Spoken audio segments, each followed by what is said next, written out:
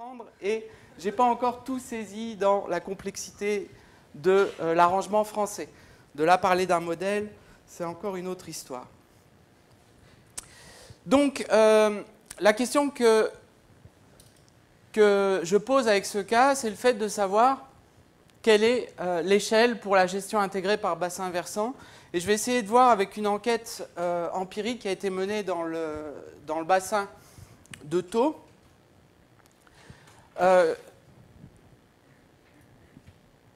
vais essayer de voir si les autorités chargées de la gestion par bassin sont bien celles auxquelles les acteurs se réfèrent en termes de gestion. C'est-à-dire que, est-ce que l'arrangement qui est sur le papier correspond bien à la pratique effective sur le terrain? Ça va être l'idée de base. Mais peut-être que, avant de commencer avec cela, je vais peut-être revenir au point de départ de ce qui m'a amené à Thau. Donc ce travail fait partie d'un projet européen qui s'appelle CLIMB, qui réunit des modélisateurs, géographes, ingénieurs civils, etc., dont le but est de regarder l'impact du changement climatique sur les régions méditerranéennes et les systèmes hydrologiques. Et en gros, la logique du projet, c'est de combiner des modèles climatiques avec des modèles hydrologiques, de sorte d'avoir une prévision sur la disponibilité en eau dans ces régions à l'échéance 2040-2060. Et dans ces projets européens, on demande de plus en plus une caution socio-économique. Et donc j'ai participé à la caution. Et plutôt que de simplement faire de la dissémination auprès des stakeholders, pour parler le langage de Bruxelles, j'ai suggéré à mes collègues de profiter de l'occasion pour faire des analyses empiriques sur le fonctionnement de la gestion de l'eau dans ces bassins versants. Et on a fait l'analyse sur 4 cas. Donc le bassin de Thau, près de Montpellier, 2 bassins en Italie, donc Rio Manu en Sardaigne et puis un cas dans le Trentino, et Cheba en Tunisie, au Cap Bon, donc au nord de la Tunisie. Ici, je vais juste vous présenter le cas de Thau. L'idée est de se dire, mais c'est bien de savoir que la disponibilité en eau va évoluer à l'intervalle 2040-2060, mais quel va être l'impact pour la gestion de l'eau de ces changements climatiques? Et là, je rentre avec un travail précédent que j'avais fait sur les rivalités entre les usages de l'eau. Et l'idée qu'on a eue, c'est de regarder quels étaient les usages dans le bassin, quelles étaient les rivalités qu'il pouvait y avoir entre les usagers, notamment entre l'usage domestique de l'eau et les rejets, et puis la conchiliculture dans le lac. Paradoxalement, il faut justement des nitrates et des phosphates pour nourrir les huîtres, et les normes européennes peuvent poser problème parce que l'eau devient trop propre pour l'ostréiculture. Donc ce n'est pas toujours si évident que ça comme situation. Donc, on regarde quelles sont les rivalités aujourd'hui entre les usagers de l'eau et voir par extrapolation de la pression, enfin de la raréfaction de la ressource, quels sont les usages qui vont être, quelles sont les rivalités qui vont être exacerbées par cette situation-là. Et alors, pour finir, on se dit, si les rivalités s'accroissent, deviennent plus intenses avec la raréfaction de l'eau, enfin, ou en tout cas le changement du régime hydrologique, on aimerait autant que ça ne se transforme pas en conflit.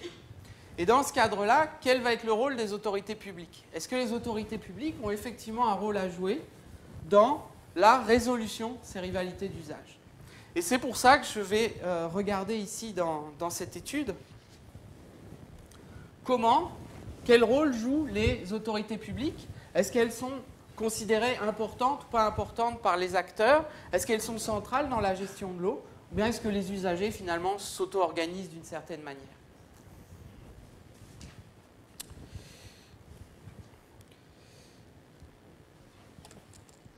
Voilà. Donc, je vais d'abord vous faire quelques mots sur les relations de pouvoir au sein d'un bassin versant.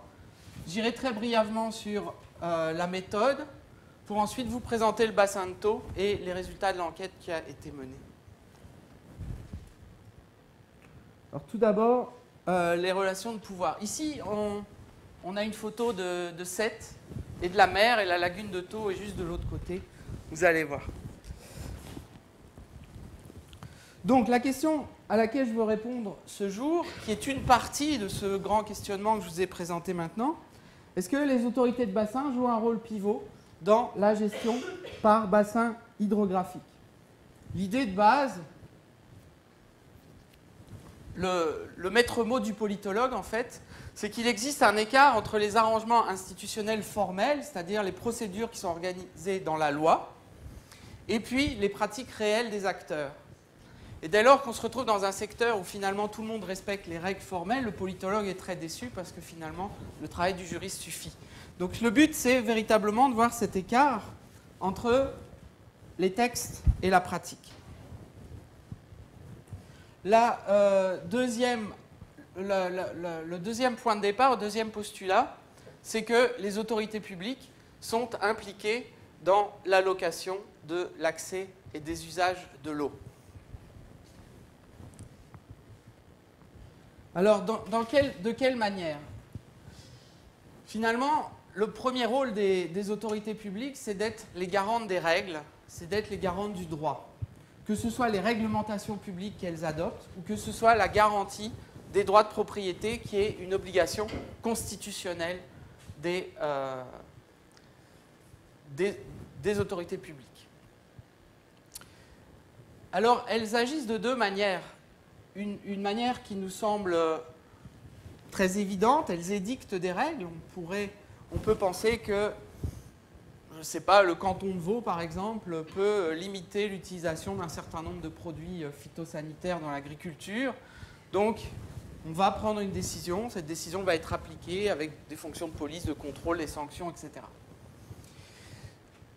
L'édiction de la règle passe aussi par les tribunaux qui peuvent reformuler un certain nombre de règles en les interprétant liées à des litiges. Et puis la deuxième fonction des autorités c'est la médiation. Finalement, les autorités peuvent se positionner dans une logique de proposition de compromis pour trouver des solutions aux rivalités qui existent entre les acteurs. Et je cite par exemple ici l'action du maire. Alors pourquoi le maire? On va voir ça tout à l'heure dans le cas. Donc d'une part, les autorités publiques exercent une autorité hiérarchique, mais de plus en plus, elles fournissent un travail en réseau où elles vont être des interlocuteurs, des médiateurs, des intermédiaires entre les usagers sur des cas bien précis. Et ce travail en réseau est accentué avec les réformes sur la gestion intégrée de l'eau. Alors, pour la gestion intégrée de l'eau, le rose, c'est du normatif, et puis le bleu, c'est du plus sérieux. À quoi sert la gestion intégrée de l'eau? D'abord, il s'agit d'adopter une approche par ressources, c'est-à-dire que l'eau jusqu'ici était gérée de manière sectorielle. Sectorielle, c'est-à-dire qu'on avait l'eau pour les transports, l'eau pour l'agriculture, l'eau pour l'industrie, l'eau pour l'environnement, et chaque administration sectorielle menait sa propre politique, notamment en France avec des services déconcentrés des ministères centraux qui travaillaient sur le terrain à l'échelle principalement des départements. Donc l'approche ressources, elle passe aussi par la création d'espaces ad hoc, je ne dis pas territoire de manière délibérée ici, des espaces ad hoc qui vont être les bassins versants, mais qui ont une faible validité scientifique. Un bassin versant, c'est avant tout un territoire comme un autre qui est construit politiquement. On y reviendra au cours de cette journée. Troisième élément de la gestion intégrée de l'eau, faire des plans, mesurer les polluants. Alors, faire des plans, ça a pris un temps fou à toutes les administrations nationales des États membres que d'établir les plans de gestion. Et à peine ils avaient fini le premier, qu'ils pouvaient commencer le deuxième. Et la deuxième mesure qui prend tout le temps des administrations en charge de l'environnement, c'est de mettre en place des réseaux de mesure, c'est-à-dire de l'échantillonnage des polluants dans les rivières. et là, leur budget est absorbé. Donc leur temps est absorbé par l'élaboration des plans de gestion, puis leur budget est absorbé par l'échantillonnage. Ce qui fait que pour véritablement avoir une action curative sur la ressource, il n'y a plus grand-chose en fait. Ça, c'est le cas notamment de la Wallonie. Et dernier élément de la gestion intégrée de l'eau, c'est de mettre ensemble les gestionnaires publics et les usagers dans une même assemblée sur un mode égalitaire.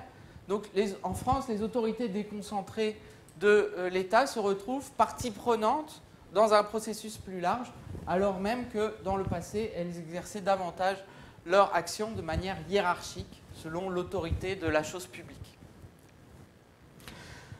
Alors avec la gestion intégrée de l'eau, on a donc un changement spatial, on modifie les territoires de gestion, on n'est plus dans les frontières administratives, on est dans un espace fonctionnel, Jean-David Gerber en parlera tout à l'heure. Et puis on a un changement d'échelle vers une concentration des grandes décisions prises au niveau européen, et puis aussi un processus de localisation sur la mise en œuvre de ces principes. Donc on peut avancer on peut supposer qu'il y a une modification des rapports de pouvoir, et ça est une question empirique, il s'agit de le mesurer. Alors, pour mesurer l'évolution des rapports de pouvoir, rien de tel que l'analyse des réseaux sociaux. Et là, je parlerai sous l'autorité de ma collègue, Karine Ingold, qui est la grande spécialiste et qu'en fait, j'ai copié pour faire cette enquête. Ici, vous avez la lagune de Thau, avec une petite plage. Donc, le point de départ de l'analyse des réseaux sociaux, c'est l'idée que finalement, le pouvoir, ce n'est pas seulement le monopole de la coercition ou le monopole de la violence à la Weber, mais que le pouvoir passe aussi par le contrôle de l'information.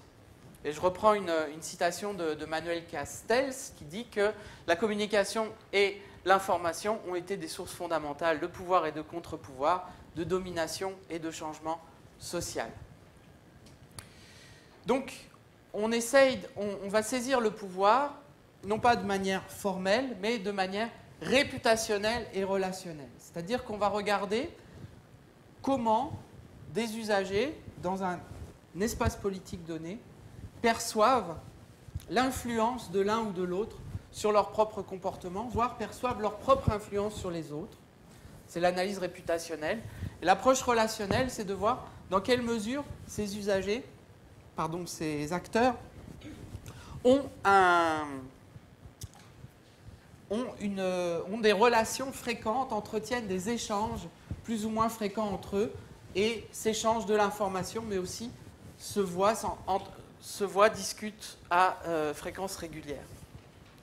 Donc pour mesurer cela, on procède par une enquête par questionnaire avec des questions apparemment très simples. Celle qu'on va la plus utiliser, ce sera la dernière. De qui recevez-vous des informations en relation avec l'eau et sa gestion, et à qui en donnez-vous? Et dans le SNA, il est très important d'avoir une réciprocité dans les réponses pour valider les liens qui existent au sein du réseau entre les différentes parties. On a mené une enquête, donc le taux de réponse ne nous a pas fortement satisfait, malgré 2 campagnes successives.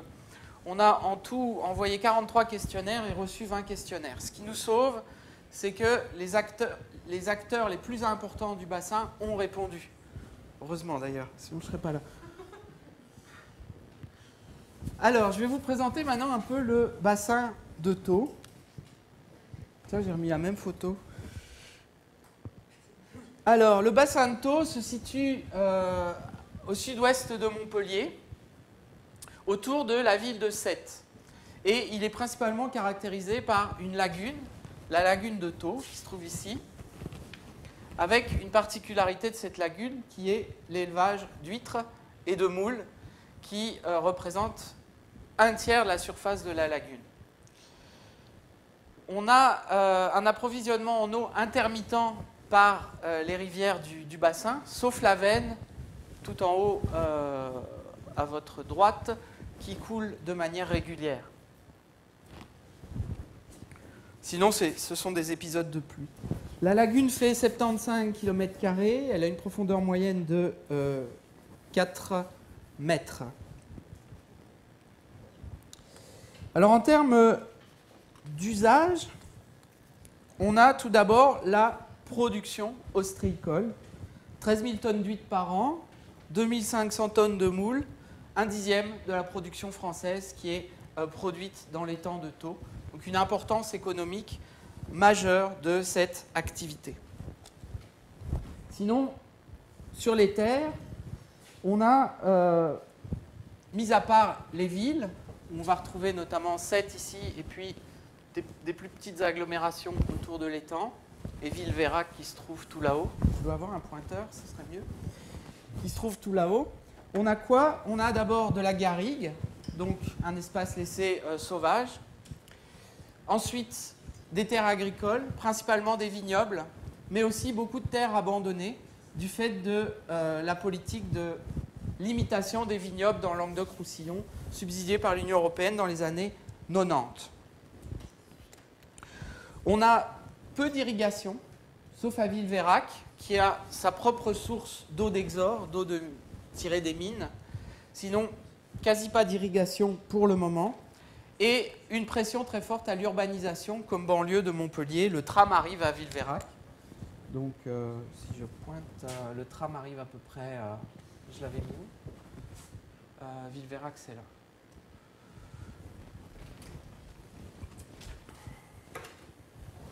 Donc voilà la situation.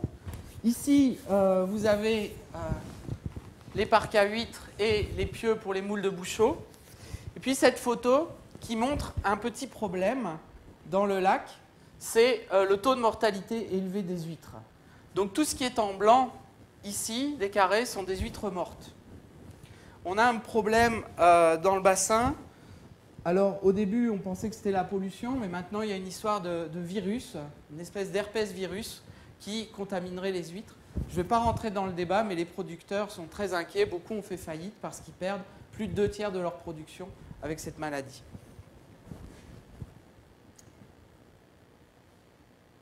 Ah oui, la gestion de l'eau en France. Bon, je vais aller très vite. Donc, compte tenu de la discussion précédente, on a un schéma directeur et d'aménagement des eaux à l'échelle Rhône-Méditerranée-Corse, donc tout le sud-est de la France. Et depuis la loi de 92, si je ne m'abuse, il y a la possibilité pour des organisations de créer des SAGE plus locaux autour d'un bassin versant de plus petite échelle. Parce que les agences de l'eau englobent plusieurs bassins versant sur des très grandes surfaces. Et dans le cas de Thau, notamment autour des préoccupations liées à l'eutrophisation de la lagune, il a été décidé de faire un SAGE.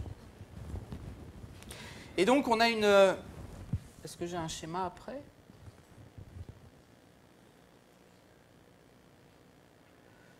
Le SAGE de Thau a été mis en place par le syndicat mixte du bassin de Thau, qui regroupe deux associations intercommunales, le CABT, Communauté d'agglomération du bassin de Thau, et la communauté de communes du nord du bassin de Thau, CCNBT. Donc ces deux intercommunales se sont mises ensemble pour faire le syndicat mixte et ont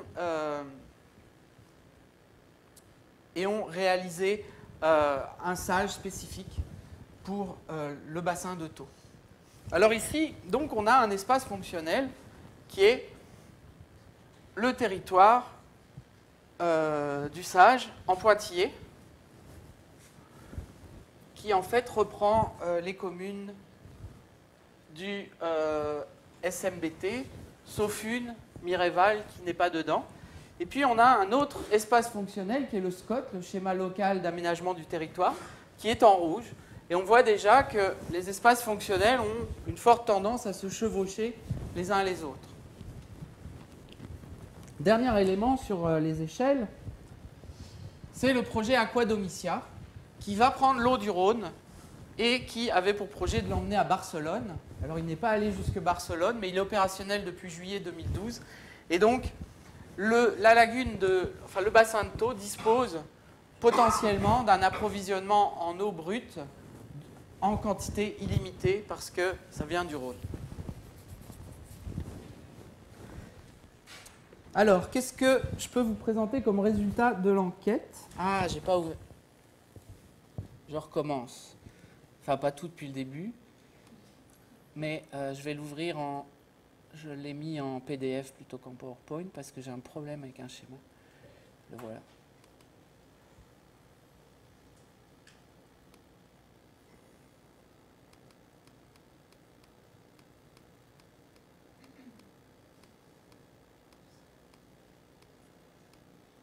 Voilà. Résultat de l'enquête SNA. Tout d'abord, la perception des usages, à la fois par les usagers et par les gestionnaires au sein du bassin, où on va retrouver comme usage très important l'utilisation d'eau domestique, donc l'eau potable, distribution épuration, et l'aquaculture, donc l'ostréiculture, qui font l'unanimité entre gestionnaires et usagers. Après, on a des choses plus intéressantes, c'est le fait que, par exemple, l'eau thermale est reprise comme un usage très important du bassin et très peu important par les usagers. Il faut savoir qu'à Ballaruc-les-Bains, tout près de Sète, il y a le 3e établissement thermal de France en termes de fréquentation. Donc c'est dire s'il y a un enjeu économique important, mais il n'est pas du tout perçu par les usagers. De même, les usagers et les gestionnaires présentent l'irrigation comme un besoin, un usage important, alors même qu'il n'y a quasi pas d'irrigation dans le bassin de Thau. Merci. Ça va aller. La pêche est vue de manière importante comme un usage important par les gestionnaires et beaucoup moins par les usagers, par exemple.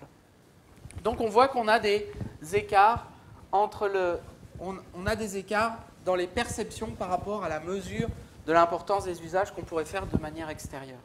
De même, l'industrie est vue par très peu de monde comme un usage important, alors même que le long de la lagune, on a des industries chimiques et une cimenterie qui sont localisées.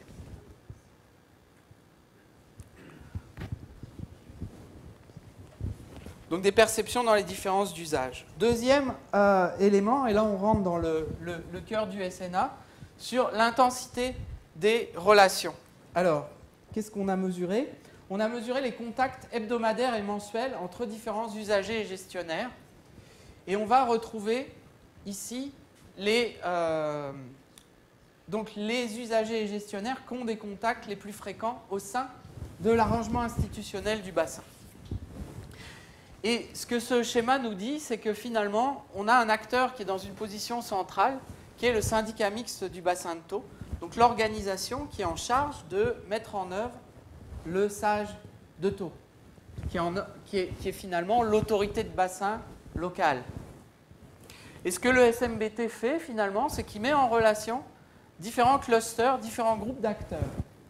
Tout d'abord, le premier groupe, c'est le groupe lié à l'ostréiculture et à la pêche, avec le comité régional de conchiliculture qui représente les producteurs et la prud'homie des pêches qui représente aussi les pêcheurs professionnels. Et alors, de manière surprenante, et ce qui est propre au cas de Thau, une présence très forte d'institutions scientifiques, notamment l'IFREMER et le CEPRALMAR, qui travaillent notamment sur les maladies liées à l'ostréiculture. Mais le bassin de Thau étant un site scientifique, un des sites préférés des scientifiques et qui est surétudié en fait. C'est pour ça qu'on l'a pris pour les modèles, parce qu'il y a des données. Donc un premier cercle d'acteurs autour de l'ostréiculture et de la pêche. Un deuxième ici autour de la gestion de l'eau, où on va retrouver l'agence de l'eau Rhône-Méditerranée-Corse, donc qui travaille à une autre échelle, mais qui est quand même présente dans les flux de relations. Le DREAL, qui est la direction régionale de l'environnement, de l'aménagement du territoire et du logement, et le SMBT, donc qui sont en relation. Et puis finalement, le SMBT fait le lien avec les régies de distribution et d'épuration d'eau du bassin. Donc on voit ici que la position du SMBT est tout de même assez centrale. Deuxième élément sur les flux d'informations. On regarde en fait à quelle fréquence l'information est émise par certains des acteurs et à quelle fréquence émise, à quelle fréquence elle est reçue. Et on voit que le syndicat mixte du bassin de Thau reçoit beaucoup d'informations et en émet beaucoup. Donc il est particulièrement central dans ces flux d'informations. De manière assez surprenante, on va retrouver l'Ifremer et le CEPRALMAR comme étant émetteurs de beaucoup d'informations aussi. Donc on a un grand poids des scientifiques dans le bassin et ça va influer sur la manière dont les usagers se représentent le bassin et notamment cette focalisation sur l'ostréiculture. Ensuite, on va retrouver de manière importante comme usagers les conchiliculteurs ici, qui échangent beaucoup. Et puis, enfin, les autorités publiques de la gestion de l'eau au niveau supralocal, en tout cas, que sont l'Agence de l'eau et le DREAL, qui sont aussi assez bien placés dans les flux d'informations. Donc, ah oui, et dernier élément que je voulais souligner, c'est quand même le out-in, le fait que les intercommunales, les municipalités finalement, reçoivent beaucoup d'informations, donc sont quand même des acteurs qui sont sollicités ou alors qui obligent les usagers à leur fournir de l'information. Et ce que l'on voit ici, c'est que finalement, les municipalités ont une place très importante dans le dispositif de gestion de l'eau du bassin. Donc la municipalité reste un échelon politique pertinent pour la gestion de l'eau. Néanmoins, les autorités nationales, Agence de l'eau et ministère de l'Environnement, ne sont pas complètement effacées dans le dispositif. Ça, je passe. Enfin, sur la centralité de degrés, c'est-à-dire les échanges in et out, on retrouve placé au centre le SMBT et les autorités nationales, Agence de l'eau, DREAL, avec aussi un point important des conchiliculteurs.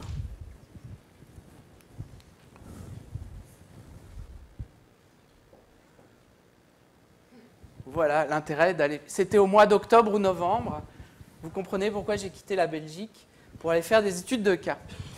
Donc, qu'est-ce qu'on apprend dans cette enquête? C'est que l'autorité de bassin joue bien un rôle de pivot, mais ce n'est pas vers l'Agence de l'eau Rhône-Méditerranée-Corse que se dirige le regard, mais bien vers cette structure intercommunale qui est le SMBT et qui met en relation les communes. On se retrouve dans une gestion en réseau, dans la mesure où finalement, le DREAL ou l'Agence de l'eau sont des partenaires dans ce dispositif, mais avec d'autres autorités publiques locales et aussi avec les usagers. On a une influence très importante des scientifiques dans le dispositif. Et alors, ce qu'on voit, c'est que la manière dont s'organise le pouvoir autour de la gestion de l'eau a une influence très forte sur la perception des problèmes dans le bassin. Et on a une focalisation de ce bassin sur l'ostréiculture, alors même que, compte tenu du réchauffement climatique, il y a de fortes chances qu'à moyen terme, cette pratique disparaisse dans la lagune. Pourquoi? Parce que l'eau sera trop chaude pour les huîtres et pour les moules, outre tout autre problème de pollution et de maladie. Et puis, cela a tendance à occulter un certain nombre de problèmes dus à la demande en eau potable suite à l'urbanisation. Et les Français aiment bien des maisons 4 façades avec une piscine, particulièrement dans le sud, ce qui fait que la consommation d'eau est très importante. Et les pratiques d'irrigation pourraient s'accentuer aussi avec le réchauffement climatique et notamment la nécessité d'irriguer les vignes. Alors, ici, bon, la structuration du réseau donc, pourrait risquer d'occulter un certain nombre de problèmes. Donc on observe avec l'apparition dans l'enquête SNA de l'Agence de l'eau et du DREAL, on observe l'émergence ou l'existence d'une gouvernance à niveau multiple. Ça, c'est acquis. Mais plus surprenant, avec un rôle très important des communes, donc les pouvoirs politiques traditionnels. On n'est pas dans une gestion purement fonctionnelle de la ressource. Les autorités politiques locales vont jouer un rôle déterminant. Alors, je termine en disant qu'il y a quand même un sérieux problème d'échelle dans cette histoire. C'est que, d'une part, les territoires, les espaces fonctionnels ont tendance à se chevaucher les uns les autres. Dans certains dispositifs, certaines communes vont jouer. Dans d'autres, elles seront absentes. Elles ne seront pas dans le périmètre. Et on a un risque de multiplication, de démultiplication des espaces fonctionnels en fonction des secteurs. Donc, quand on regarde que l'eau, tout va bien. Mais quand on regarde l'action politique en général, à un moment, qui va coordonner toutes ces politiques qui opèrent dans des espaces différents? Donc là, il y a un problème qui se pose. Et le deuxième problème d'échelle, c'est que finalement, quid d'une gestion par bassin local, alors même que l'approvisionnement en eau du bassin est totalement dépendant de l'extérieur. Au début, c'était l'Hérault qui fournissait l'eau. Et maintenant, Aqua Domitia permet une nouvelle source d'approvisionnement. Donc on a finalement des rivalités assez minimes à gérer puisqu'il y a abondance d'eau qui vient de l'extérieur. Mais quel est l'impact de ces prélèvements d'eau sur les lieux de prélèvement? Donc dans quelle mesure est-ce que l'espace fonctionnel ici du bassin de Thau est adapté aux enjeux de gestion? Surtout que les rejets des eaux usées des stations d'épuration passent par un ancien oléoduc, un terminal pétrolier, et donc rentre dans les tuyaux et va se jeter au large dans la mer. Donc on a une externalisation de l'approvisionnement et une externalisation des rejets. Donc ici, il y a aussi une réflexion à avoir sur ce point-là d'échelle optimale pour la gestion de l'eau. Voilà. Et je terminerai sur cette image qui est finalement un compte-rendu d'entretien où les acteurs, notamment du monde ostréicole, ont peur que le bassin de Thau devienne un jour une réserve d'Indiens, c'est-à-dire un endroit assez pittoresque où les touristes pourront s'installer dans des bâtiments charmants et typiques. Là, on a une architecture typique de l'Hérault en termes d'équipements touristiques récents.